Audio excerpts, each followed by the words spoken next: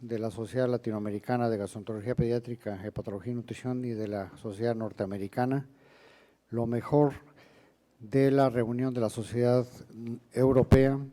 de la Semana de Enfermedades Digestivas y del Congreso Mundial de Gastroenterología Pediátrica. Para ello lo van a coordinar la doctora Solange Heller y el doctor José Armando Madrazo de la Garza.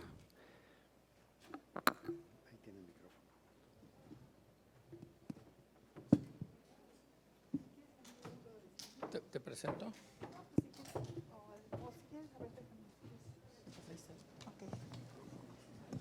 Ok. Bueno, muy buenas tardes. Antes de empezar, quisiera decirle que este módulo lo organizamos un poco con la idea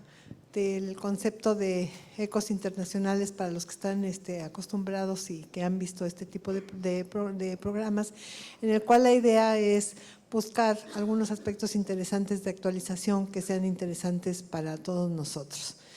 Entonces, lo hemos dividido en 4 partes y como ustedes ya vieron en el programa, en la primera participo yo, está el doctor Armando Madrazo, está el doctor Chávez de Guadalajara, que está en Guadalajara, ¿verdad? Y está la doctora Flora Zárate, que no la veo aquí todavía. Entonces vamos a empezar para pues continuar el día de hoy y acabar este día de hoy que ha sido pues largo, y les agradezco a los que están aquí el día de hoy.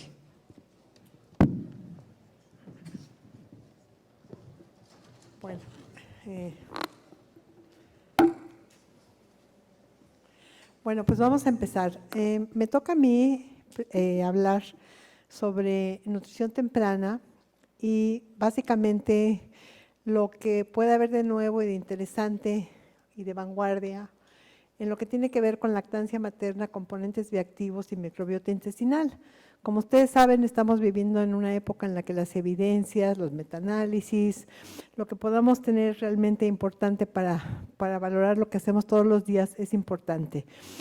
Básicamente, lo que yo les voy a presentar corresponde a la reunión de la ESPIGAN, que fue de la Sociedad Europea de Gastroenterología, Hepatología y Nutrición Pediátrica, que se llevó a cabo en Atenas en el mes de mayo, y del Congreso Mundial de Gastroenterología Pediátrica. En la NASPIGAN realmente no se presentaron pues artículos en relación a este tema, entonces no los incluí para esta revisión. Entonces vamos a empezar. En primer lugar, y ya se había mencionado esto, algunas de las cosas que vamos a tocar se habían tocado en la discusión. Sabemos que durante el embarazo suceden pues puntos muy interesantes en los cuales hay cambios importantes que tienen que ver con toda esta programación metabólica, con los cambios nutricionales, con el sobrepeso en el embarazo o antes del embarazo, y con realmente lo que es la placenta, el líquido amniótico, la esterilidad o no esterilidad justamente de estos líquidos, y el nacimiento. Y sabemos que el nacimiento pues puede ser por vía vaginal y por cesáreas, y se ha hecho mucho énfasis en los últimos años en la importancia que tiene la cesárea, en que el número de cesáreas se reduzcan, y esa es una de las recomendaciones principales que ha hecho la OMS en los últimos años. Y vamos a ver cómo la forma en que sea el nacimiento tiene que ver con la composición bacteriana, tanto pues a nivel de diversas partes del cuerpo del bebé y sobre todo en la colonización bacteriana. Y en esta diapositiva les presento un artículo recientemente publicado en el Journal of Pediatric Gastroenterology and Nutrition, en el que lo que ellos hicieron fue estudiar la muestra vaginal y rectal materna, la orofaringe rectal, de realmente binomios, de 23 binomios de madres e hijos que habían nacido por cesárea por vía vaginal, y valoraron la abundancia bacteriana. Ustedes saben que actualmente existe una gran tecnología, la secuencia de 16 rRNA es lo que más se utiliza y es algo que es muy interesante, y la secuencia metagenómica del DNA en heces en los recién nacidos, que ha hecho que pues todo nuestro panorama de la microbiota intestinal cambie en una forma muy importante. Los resultados que encontraron fueron que los recién nacidos por vía vaginal tenían una mayor abundancia de firmicutes, sobre todo lactobacilos, en los aspirados orofaringios y los de cesárea, con predominio de bacterias de piel. Y los bacteroides fueron sobre todo abundantes en las primeras 6 semanas de vida en estos recién nacidos, y los recién nacidos tuvieron una colonización deficiente de bacteroidetes. Y en esta diapositiva les muestro nada más cómo se hacen todo este tipo de secuencias y cómo llama la atención que en esto que no se ve muy bien en la pantalla, vemos cómo a nivel vaginal en la madre la cantidad de lactobacilos es muy importante y es probable que esto tenga un gran interés realmente en la formación. Se han publicado muchos estudios, se presentaron algunos trabajos en los cuales pues, todo esto se demuestra y definitivamente la colonización bacteriana cambia. Por otra parte, sabemos que existen muchas especies bacterianas realmente en la leche humana, y desde hace varios años se ha visto que son varios tipos de Staphylococcus sp, de Streptococcus sp, de lactobacilos y de Enterococcus sp. Pero lo interesante, esto se ha hecho desde hace varios años, pero recientemente en este año se han publicado algunos artículos en los que hablan que las bacterias más importantes en la leche humana son de los fila, que son la Proteobacteria, Firmicutes y como géneros Staphylococcus, Pseudomonas, Streptococcus y los lactobacilos que ya mencionamos. Y algo que es interesante es que en estas últimas presentaciones los perfiles bacterianos no muestran diferencias estadísticamente significativas de acuerdo a vía de nacimiento y edad gestacional, y también ha habido algunos artículos que han hablado de que a pesar de que la lactancia sea mixta, en el momento que yo tengo la lactancia materna por lo menos mixta, sí modifico esta microbiota y hago que ésta tenga una mejor composición que los niños con leche materna. Aquí lo importante el día de hoy es no preconizar o hacer propaganda con la lactancia materna, sino ver las evidencias que cada vez sabemos son más fuertes en la literatura acerca de esto. Esta diapositiva me gusta mucho porque se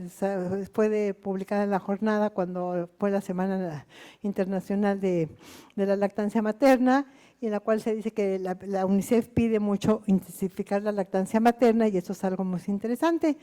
Pero lo que se ha enfocado en los últimos años, y bueno, desde hace tiempo, pero se le ha dado más fuerza, sobre todo en el último año, son lo que llamamos los elementos bioactivos de la leche humana.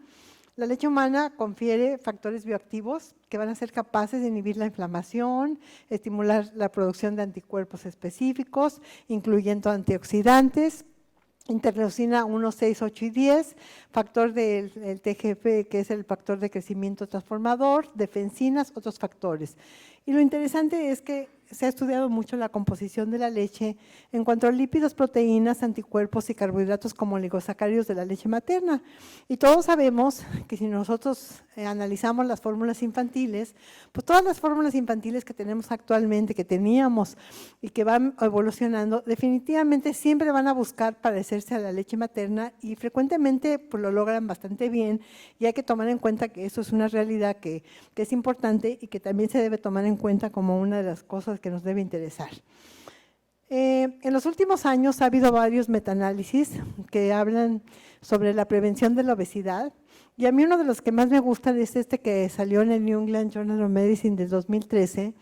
en el cual habla de que existen varios factores que se conjuntan y que si los vamos teniendo todos juntos, aumentamos el riesgo de obesidad en nuestros niños. Estos son, como ven ustedes ahí enumerados: el tabaquismo durante el embarazo, que está definitivamente contraindicado, el aumento excesivo de peso durante el embarazo, y hay otros metaanálisis que hablan antes del embarazo también, pero algo que es muy importante y que a veces no le damos tanta importancia a los pediatras, es que la lactancia materna protege para mucho el tiempo que se dé, pero definitivamente lo que se dice en los metaanálisis es que la lactancia materna, para hacer una protección de obesidad, en realidad debe ser definitivamente 12 meses por lo menos. Y también se habla del sueño de más de 12 horas en los lactantes, y esto es algo importante. En el Congreso, esto fue en Espigán, se presentó un trabajo por la doctora Sibyl Kolesko y el grupo de los alemanes y de los europeos, en los cuales buscaron la asociación de de la alimentación del lactante con la posibilidad de una composición corporal alterada en la vida adulta. Y ellos aquí nada más analizaron una duración de la lactancia menor de 3 meses comparada a una mayor, que incrementaría el riesgo de obesidad infantil y que tiene efectos a largo plazo en la composición corporal de los adultos. Sin embargo, a mí me parece que esto es muy corto y en realidad hay muchos artículos que nos hablan de un tiempo mayor, como les dije, y que no decir que porque yo doy 3 meses o doy 4 meses todo está muy bien, y pues creo que esto no sucede así. Otro estudio que se presentó en relación a este tema, que me pareció muy interesante, que es de los grupos de los estados, de los países nórdicos de Europa, es que la duración de la lactancia materna contribuye en forma independiente a una reducción del índice de masa corporal en niños y adolescentes que tuvieron sobrepeso y obesidad. Entonces, lo que hicieron en este trabajo fue estudiar a 149 niños, de los cuales 49 habían sido alimentados con leche materna, pero que presentaron sobrepeso y obesidad por todos los factores que ya sabemos en la vida de todos los días. Y demostraron que los niños que habían recibido lactancia materna tuvieron niveles de colesterol HDL más alto, y lo más interesante es que una duración prolongada de la lactancia materna se asoció en forma positiva a una reducción del índice de masa corporal después de un año de intervención del estilo de vida. Otro de los puntos que es muy importante en la leche materna y en general en las leches es justamente la grasa. Como ustedes saben, actualmente se está cada vez pues cuestionando un poquito si la leche de vaca es buena idea tomarla baja en grasa o si la grasa de la leche puede ser realmente interesante. En el caso de la leche humana, sabemos que existen esfingomielinas, ácidos grasos de cadena corta, que son muy importantes y que realmente se han hecho muchos estudios alrededor de esto. Uno de los que se presentó justamente en el Congreso Europeo de la ESPIGAN fue el de la composición de ácidos grasos de cadena corta y la leche humana, y para valorar realmente la evolución de la adiposidad. Y entonces estudiaron ácidos grasos de cadena corta en las leches de lactantes a los 4 y a las 8 semanas de vida, y detectaron niveles elevados, más elevados en los que habían recibido leche materna en forma exclusiva. No queda muy claro realmente cómo lo hicieron, al compararlos con una alimentación mixta, y a fin de cuentas lo que concluyen es que estos ácidos grasos de cadena corta, específicamente el butirato, podrían tener un papel benéfico en los 2 primeros años de vida, con menor posibilidad de aumento de peso y adiposidad y riesgos de sobrepeso y obesidad. También sabemos que hay proteínas bioactivas en la leche humana, y sabemos que hemos tenido una propaganda comercial importante en los 2 últimos años sobre la famosa Milk Fat Globule Membrane, que es una proteína, y si ustedes ven esta diapositiva podemos ver cómo está el glóbulo de grasa. Existen una serie de elementos como esfingolípidos, colesterol, etcétera, y justamente estas proteínas que están en este nivel. Y la gente que ha trabajado mucho es justamente el grupo de Lonerdal, que está en California, pero es de origen europeo, y muchos grupos. Realmente lo que se dice es que los triglicéridos de la grasa de la leche están rodeados de 3 membranas que contienen muchas proteínas, y algunas como la lactaderina, butorofilina y el MUC1 tienen una actividad antiviral y antibacteriana in vitro. Y varios estudios en lactantes que han recibido fórmula infantil suplementada con proteínas de este tipo, que es la famosa Milk Fat Globule Membrane, que me parece mejor que traducirla, ha mostrado una reducción de posibilidad de diarrea, de otitis media y otras enfermedades. Y en el Congreso justamente europeo y en el Congreso Mundial se presentaron algunos trabajos justamente por este grupo con el doctor Lonerdal, en el cual mostraron que una fórmula infantil suplementada con esta proteína tenía efectos en varios metabolitos a la edad de 6 meses, con una concentración relativa más alta del mioinositol en el grupo suplementado. Y se dice que el mioinositol es necesario para una función óptima del sistema nervioso central, y su concentración cerebral se ha asociado con una mejor función cognitiva en lactantes y el desarrollo inmunológico. Y la pregunta que nos debemos hacer es que lo que en un momento dado tenemos como una propaganda comercial de un laboratorio, pues eventualmente puede pasar que suceda como sucedió con los nucleótidos y con algunas de las que hemos ido agregando a las leches y que en un momento dado, pues esto puede ser una buena idea para que se generalice como se ha hecho siempre, a pesar, digo, independientemente de las propagandas comerciales. Y otro estudio importante fue también por este mismo grupo de London, fue justamente el de valorar un perfil de los lípidos séricos en niños que tenían alimentación con fórmulas que estaban suplementadas con este tipo de, de proteína de membrana de lípidos. Y aquí lo que hicieron es que un estudio de 160 lactantes con fórmula infantil suplementada o no con esta sustancia, con esta proteína, y los compararon con un grupo control de lactantes que habían sido alimentados con leche materna. Y a los 4 meses se encontraron concentraciones séricas más altas de esfingomielina y de fosfatidilcolina. Y esas diferencias ya desaparecieron al año de edad. Y entonces, al igual que lo dijimos en la diapositiva anterior, la esfingomielina y la colina son constituyentes importantes del sistema nervioso, su administración exógena se ha asociado con una mejor función cognitiva y se postula que los cambios séricos descritos pueden explicar una mejoría del desarrollo cognitivo en los lactantes suplementados con esta Milk Fat Globule Membrane. Pero creo que lo importante aquí es que finalmente el esfuerzo de la industria es el parecerse lo más posible definitivamente a la leche materna y siempre buscar un plus que nos acerque más a X producto. El otro punto que es sumamente interesante y se presentaron muchos trabajos en ambos congresos, tiene que ver con los oligosacáridos de la leche humana. Sabemos que son el tercer componente más importante de la leche humana, que alcanzan a tener 12.9 gramos en la leche por litro en la leche madura y 20 gramos por litro en el cuarto día posparto. Y sabemos que se considera que estos oligosacáridos de la leche humana son los prebióticos naturales que tiene la leche y que van a hacer que exista una mejor colonización bacteriana, y eso es muy importante. Contienen de 3 a 22 unidades de sacáridos por molécula, están formados por 5 azúcares y los que los conforman son la L-fucosa, la D-glucosa, galactosa y N-acetilglucosamina y el ácido N-acetilneuramínico, más de 200 oligosacáridos realmente en la leche humana. Y a fin de cuentas lo que se ha visto y lo más interesante es que se dice que estos oligosacáridos están genéticamente determinados y están ligados a los grupos sanguíneos Lewis y el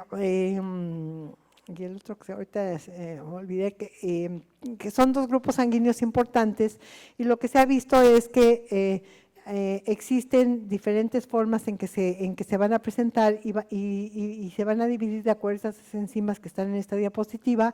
la 2-fucosilata en lactosa y la 3-fucosilactosa. Y a fin de cuentas lo que se ha visto es que cada persona genéticamente determinado tiene secretores, la segunda que se había olvidado. Entonces realmente se ha visto que esto está determinado genéticamente, y la pregunta que todavía no se contesta es cuál es la importancia clínica que pueda tener esto y qué tanta mayor protección se tiene desde el punto de vista genético. Aquí podemos ver cómo uno de los estudios que se presentaron, que fue en el Congreso Mundial, podemos ver que la composición de la microbiota fecal en niños alimentados con leche materna se correlaciona con los oligosacáridos que se consumieron, y se ve que existe mayor abundancia de bacteroides cuando la comparamos con niños que toman leche realmente de fórmula infantil, menos Clostridium de este tipo y otro tipo de bacterias que son importantes. Y los que más frecuentes fueron los que están anotados en esta diapositiva y que a fin de cuentas creo que todavía necesitamos conocer mucho. Y nada más quisiera mencionar, porque lo vamos a revisar, que el doctor Guillermo Ruiz Palacios, que estaba en el Instituto Nacional de la Nutrición y que actualmente es coordinador de los institutos de salud, es una persona que ha trabajado mucho con ese tema y desde hace muchos años han publicado lo que ha sucedido en México. Y hay un estudio que se presentaron 2 trabajos en el Congreso, en el Mundial, que se llama estudio GEM, que se llama Global Exploration of Human Milk, en el cual compararon población americana, población china y población mexicana, y mostraron que tenían diferencias en el tipo de oligosacáridos de la leche que se presentan, y la pregunta es ¿cuál va a ser el efecto clínico? No sabemos. Pero en el Congreso justamente de europeo, se presentó un trabajo en el cual nuevamente la industria se ve la forma de aplicar esto a las fórmulas infantiles. Entonces se presentó un trabajo español en el cual presentaron una fórmula parcialmente fermentada para lactantes que contenía oligosacáridos, digamos sintéticos, pero semejantes a los de la leche materna, para ver cuál era su efecto en el crecimiento. Entonces lo que vieron es que les dieron a estos niños, los compararon con una fórmula infantil sin este tipo de oligosacáridos parecidos a la leche materna, y dieron otro con fórmula infantil con 0.8 gramos por 100 mililitros de estos oligosacáridos. Y tenían fuera de eso la misma composición, con la cantidad de proteínas, de grasas y todo igual. Estudiaron a 300 lactantes, 200 con fórmula y 100 con leche materna. Hicieron una comparación de peso, longitud, perímetro cefálico y los efectos adversos, y concluyeron que esta fórmula fermentada con oligosacáridos sintéticos semejantes a los de la leche materna es segura y garantiza un crecimiento adecuado a la semana de 17. Y ahora vamos a pasar a un tema que se tocó el día de ayer, que tiene que ver con la cantidad de proteínas. Y aquí lo importante es, este es el trabajo que ha sido como más mencionado a nivel de la literatura mundial, del Grupo Europeo de Obesidad Infantil, que es de la doctora Weber, el doctor Kolesko y etcétera. Y entonces realmente lo que se mostró es que en este grupo hicieron 3 grupos de niños, unos que habían tomado leche materna, que son los que se ven hasta abajo, otros que habían tomado una fórmula para lactantes baja en proteínas, que se le aumentaba la cantidad en el segundo año, y una fórmula con mayor cantidad de proteínas, y mostraron lo que ya se comentó el día de ayer, que a fin de cuentas a los 6 años, los que toman una cantidad mayor de proteínas tienen un índice de masa corporal más elevado. Sin embargo, esto ha sido un poco cuestionado por algunos autores y se han preguntado realmente si eso significa algo realmente, y el mismo grupo en el Congreso Europeo presentó realmente un trabajo muy interesante en el cual lo que hicieron fue evaluar en este mismo grupo o una muestra de ese grupo con la ecuación de Slaughter que tiene que ver con los pliegues cutáneos, valoraron lo que ellos consideraban que iba a ser realmente una medición de la adiposidad mucho mejor que la del índice de masa corporal, que sabemos que es muy burda y que a fin de cuentas se ha utilizado, pero no es lo mejor para hacerlo, tendríamos que hacer algo mucho más fino. Ellos definieron obesidad de acuerdo a las tablas de Kohl del índice de masa corporal y el índice de masa grasa, sobrepeso de grasa de acuerdo a percentilas, y obesidad grasa también. Y aquí en una forma rápida, no sé, no van a alcanzar a verlo porque pues, este proyector no es muy bueno, pero podemos ver que los niños que tomaron una fórmula baja en proteínas se parecieron mucho más a los que tomaban leche materna. En cambio, los niños con proteína elevada sí tuvieron una mayor cantidad de grasa, y en forma general de grasa tanto de sobrepeso como de obesidad, y entonces está a favor de lo que se decía de acuerdo al primer estudio y que era importante. Bueno, estos mismos grupos, varias gentes trabajaron junto con la doctora Sassersko, que como ustedes saben es la que hace todos los metaanálisis del mundo de la gastroenterología pediátrica, y en este congreso presentó un metaanálisis muy interesante del efecto de diversas concentraciones de proteínas en las fórmulas de los lactantes en el crecimiento, composición corporal y el riesgo de obesidad. Y en ese estudio, que todavía no está publicado, pero debe estar por publicarse, se incluyeron 2 ensayos en clínicos que en su mayoría evaluaron el crecimiento a corto plazo en los lactantes y vieron que en el primer año de vida las concentraciones de proteínas en fórmulas infantiles no parecieron afectar el crecimiento lineal, pero que un menor peso en lactantes que recibieron menos proteínas se observó en lactantes de 6 a 12 meses, y que un estudio mostró realmente reducción del índice de masa corporal al año y a los 6 años al utilizar fórmula infantil baja en proteínas, que es justamente el estudio de la doctora Weber y el doctor Kolesko, y concluyen que aunque no existe suficiente evidencia para evaluar el reducir la concentración de proteínas en las fórmulas infantiles, es posible que sí disminuya el riesgo de sobrepeso y la obesidad en los niños. Y el mismo grupo, digamos, del European Child Studies, que es los que tienen el programa de programación metabólica del doctor Colesco, pero presentaron también un trabajo muy interesante en el cual valoraron la cantidad de proteínas y la fuente de la misma durante la alimentación complementaria y el crecimiento y ver qué pasaba a los 8 años de vida. A los 8 años de vida, de acuerdo a la evaluación del proyecto europeo de obesidad infantil. Y es un artículo, es un trabajo que cuando se publique creo que va a ser muy interesante porque mostró 749 niños alimentados con fórmula infantil y les hicieron cuestionarios de alimentación a los 6, 7, 8, 9, 12, 18 y 24 meses y vieron cómo se incrementaban las calorías de los 6 a los 24 meses de 686 hasta 1097 y la ingesta de proteínas de 19 a 44 gramos que contribuyen de 11 a 16% en el aporte calórico total. Entonces, la conclusión es que en el periodo de alimentación complementaria, la sustitución de productos lácteos por productos de origen animal incrementa el aporte de proteínas en una forma muy arriba de las recomendaciones. Hay varias guías establecidas por uno de los autores que participó en este trabajo, en el cual se dice que se recomienda pues, ser cuidadoso, como se dijo ayer, en el segundo año de vida. Y mi opinión personal es que se ha hablado de las proteínas mucho de 6 a 12 meses, y yo creo que un poco los laboratorios nunca quieren incluir el segundo año de vida porque es un mercado todavía que es muy fuerte, pero para mí creo que el segundo año de vida es probablemente más importante que de 6 a 12 meses porque la cantidad de proteínas que podemos ingerir es importante. Y una pregunta que no se ha contestado, que en los foros siempre se comenta es si las proteínas de la leche de vaca tienen un efecto obesigénico mayor de lo que tendrían otro tipo de proteínas de origen animal. Y en general las guías principales actuales hablan de que los niños en el segundo año de vida no deberían consumir más de 500 a 700 mililitros de leche, que correspondería a 2 a 3 biberones. Entonces creo que es algo que está en veremos, pero que es interesante y que debemos realmente cuidar. Bueno. Y entonces, como reflexiones finales en este momento, tenemos las siguientes. Sabemos que hay evidencias científicas de los beneficios de la lactancia materna y creo que las tenemos que tomar en cuenta para ver, independientemente de los problemas sociales que existen alrededor, como sabemos que la madre trabajadora que no tiene opciones de lactarios, de muchas ciudades como la de México que hacen que la vida sea verdaderamente imposible. Sabemos que eso realmente creo que lo debemos nosotros convencernos de lo importante que es desde el punto de vista científico, no desde el punto de vista social o psicológico, sino en forma general.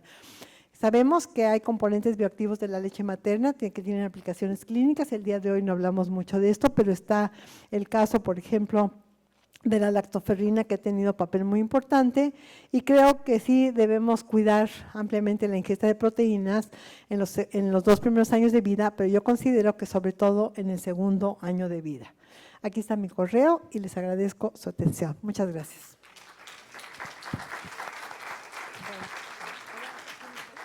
Gracias, doctora. No tenemos sesión de preguntas sin respuestas al final y todavía tenemos 2 minutos por si quieren preguntar a la doctora. Un par de preguntas.